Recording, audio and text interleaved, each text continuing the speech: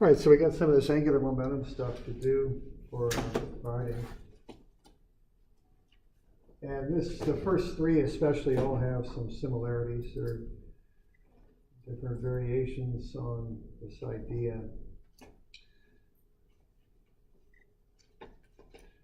So what we look at here is how on this first one is kind of this transition from linear to angular momentum. That's the idea on the first one. So what we've got going on here is we got this 3 kilogram disc. This is happening on a flat table. So this thing's sliding and it's going to attach to that armature. The armature is kind of light, so it's not going to have a very big impact on this problem. We can ignore it. So what's going to happen here is this ball is going to contact the armature, and when that happens, the system will start to rotate like that. So what we have here is kind of a transition from linear momentum to angular momentum. Okay, so this is mv, and once it starts to rotate, we've got dmv. That's what's happening there. Okay, so that's what's going on. Now what the d is, so the d is the distance. It's a moment arm is how I think about it.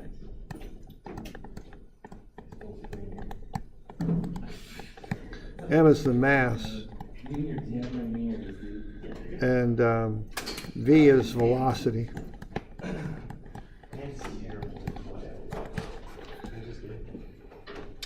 All right, and then we've got a capital M, which is moment. So those are the different quantities that we've got on this thing. Okay. So that's the different things that we're working with here. So what we have coming in is that linear momentum.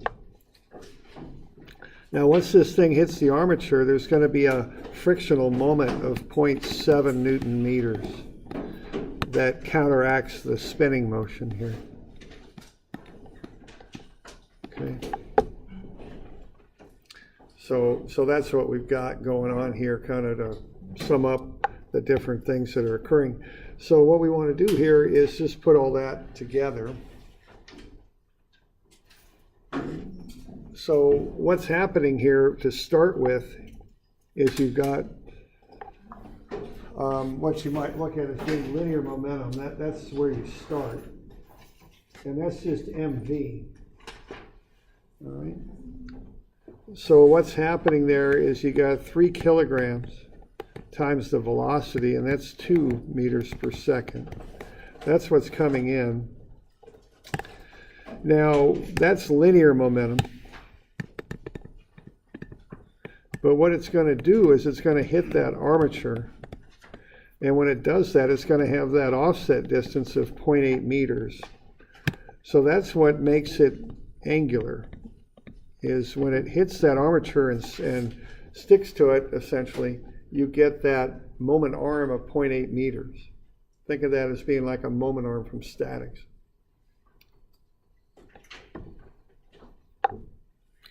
All right, now you've got some angular momentum here, which is expressed as a moment. Now what that's not angular momentum, I'm sorry, it's angular impulse. So that's 0.7 Newton meters. Okay, now that's subtracted because it's friction. And what that's going to equal then is we've got we're going to look at an unknown time until the thing stops. So there's the basic setup to solve that thing. Okay? And you just solve for the time. So that's a good illustration, and that it shows that transition from linear momentum to angular momentum.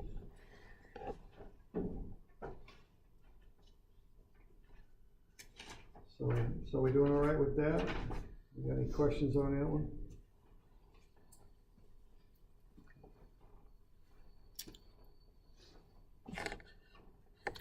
All right. So that shows that difference there between the two.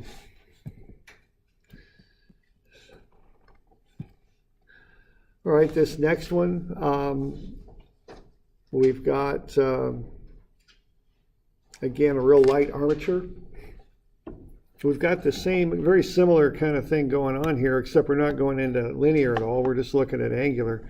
So what we have there is that moment that's applied, and that's going to increase the speed of that ball and as it rotates. As it rotates, it slides out a little bit, though.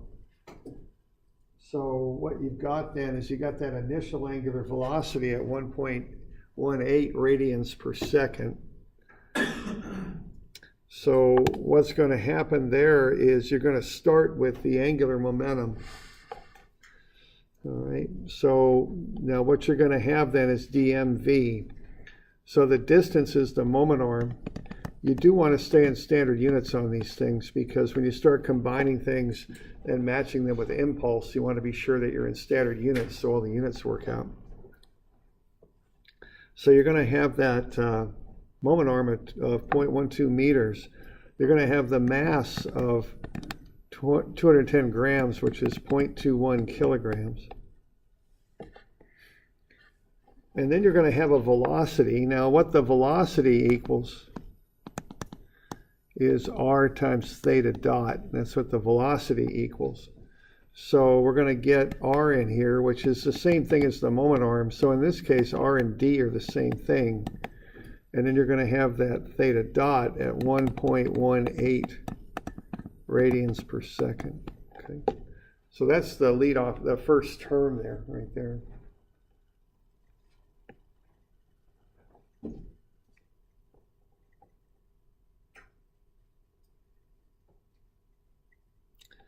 So we're doing all right with that? Okay. Now, once again, you're going to have a moment term. Okay, so you're going to have the moment times the time. I don't think there's any calculus going in there to be worrying about. And then that's going to equal d2 mv2. So you're going to want to find the angular velocity. Now keep in mind that what that is theta dot, the angular velocity, okay?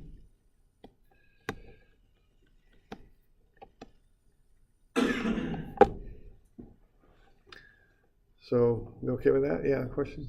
So that radius that you have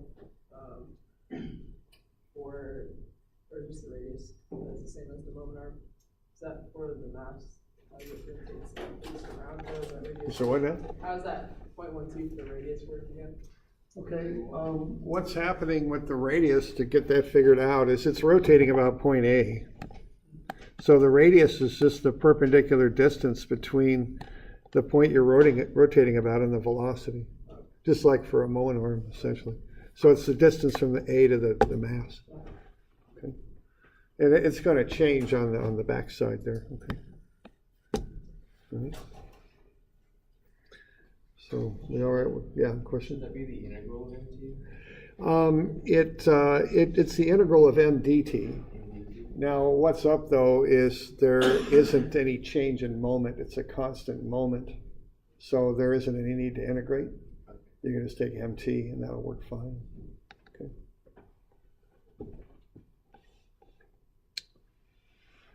Other questions?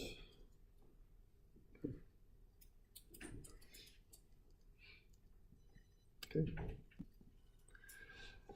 Okay, the next one, we got 40 RPM going here. This is just a armature there that's rotating.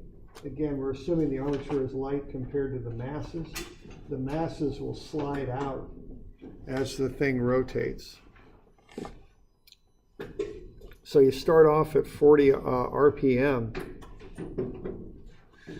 All right, now this one's pretty straightforward. It's just rotating. There's no frictional moment or moment imposed by a motor or anything like that. It's just rotating.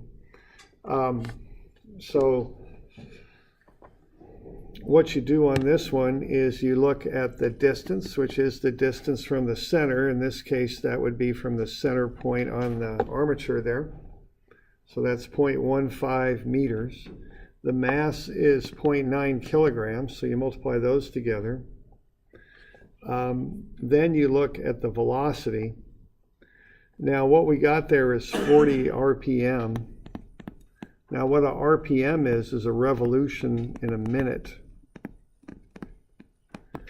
So you'll want to get 1 revolution to 2 pi radians, and 1 minute to 60 seconds. And that'll get you to 4.189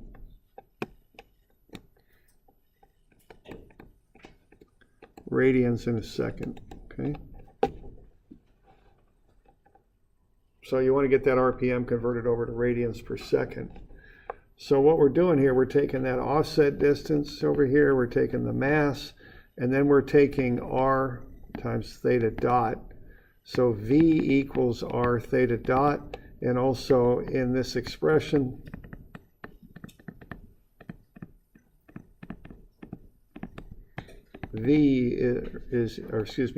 R is equal to D. They're the same thing. Okay.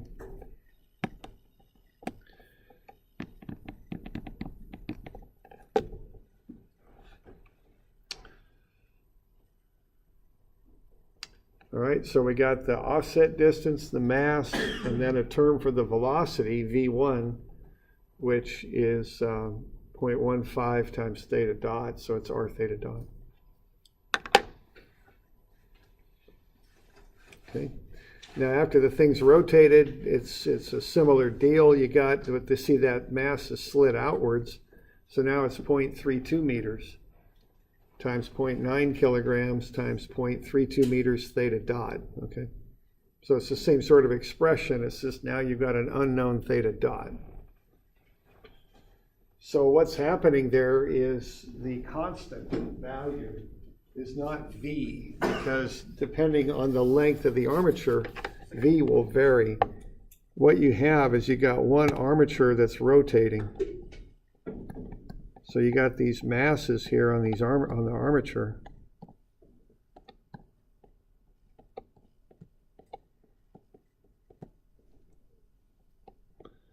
Like that, and then these things stick out here, okay? So as this thing rotates, they got different velocities because they're different distances out from the center, okay? So the velocities are not the constant there. So if I kind of take this one stick and hold it off center and rotate it, this point is going faster than that point, right? You with me there? So you can't use V as the constant variable. You have to use the fact there's a constant angular speed there, okay? So that's why I'm expressing this as an offset distance times theta dot. When you put those together, that's V, is what it is. But I can't use V in both expressions because they're not equal. They're not one variable. The constant variable is theta dot. That holds for both mass 1 and mass 2. Y'all good with that? And that seems to be a point, you know, that you want to kind of figure out there, that you're using V here in this expression. That would be expressed in meters per second or feet per second or whatever. It's V is what it is. So if you want to use angular speed in there, you got to include an R on there too, R being the distance from the center point that it's rotating about out to that mass. Okay. All right.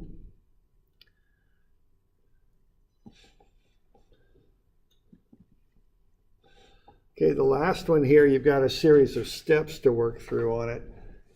This is a wrecking ball. It's going to slide through and break through that wall. We've got to kind of handle it in a series of steps. We want to get to here, and then after we've gotten there, we want to get to there. I mean, that's how we want to work through that. Okay? So you've got the first step is to get from A to let's call it A prime. Then you're going to break through the wall, and then you want to get from what I'll call B prime to B. Okay, so that's the steps, A to A prime, and then A prime to B prime where it breaks through the wall. and then B prime up to B.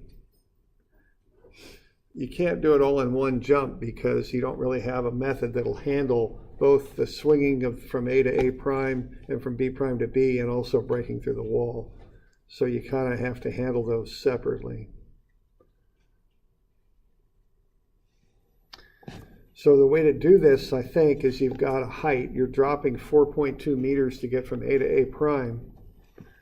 So I would use the energy method for that because you've got that ball swinging down on the cable. The cable pulls it in towards the center.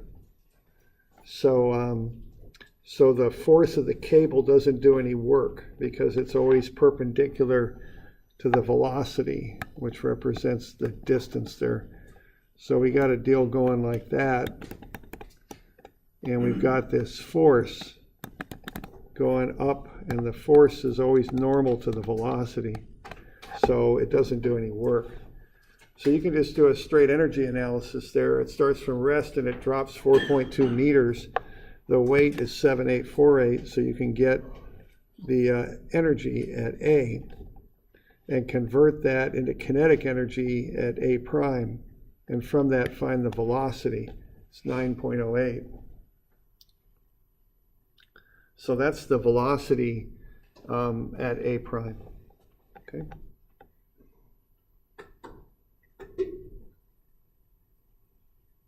And it's just simply relating the potential energy at A to the kinetic energy at A prime, and then backing into the velocity. Okay. You can do a similar thing from B to B prime and figure out what the velocity is at B prime. It's 5.6.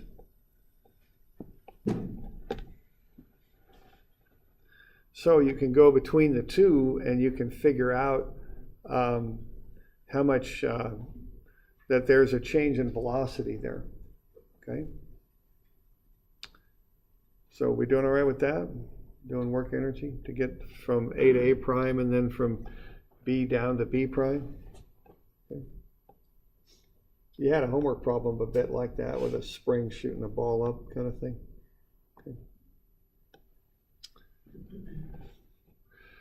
All right. Now to get through the wall, you got to use a different analysis method. The work energy works fine for these, but the whole bit with the wall and the time factor there, you know, you've got to look at angular momentum going through the wall. So here's D1 would be that moment arm.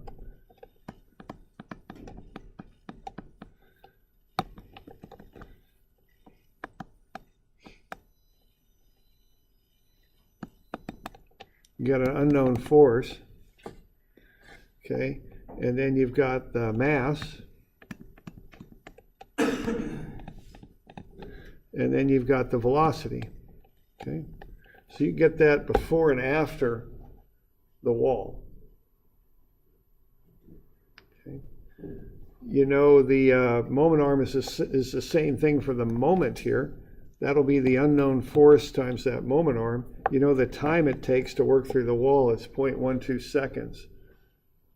So you can work through that and solve for the force. It should be about 23,168 newtons, something like that. So we're using work energy to get from A to A prime and from B prime up to B.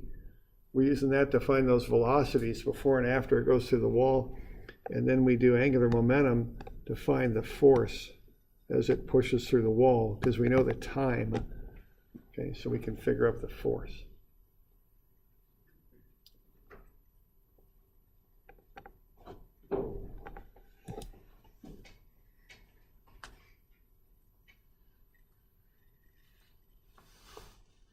So y'all okay with that? Okay. And then the last bit is to figure out the wall thickness. There's different ways to do that. I'll probably just leave that one up to you to figure out how thick that wall is.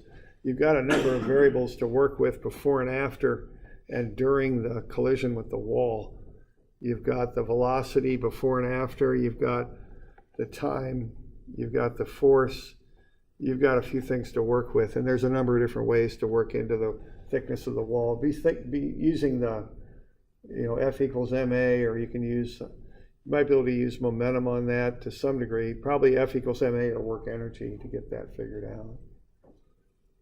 Okay, you'll approach that with the thickness of the wall as being the variable. There's different ways you can figure it out.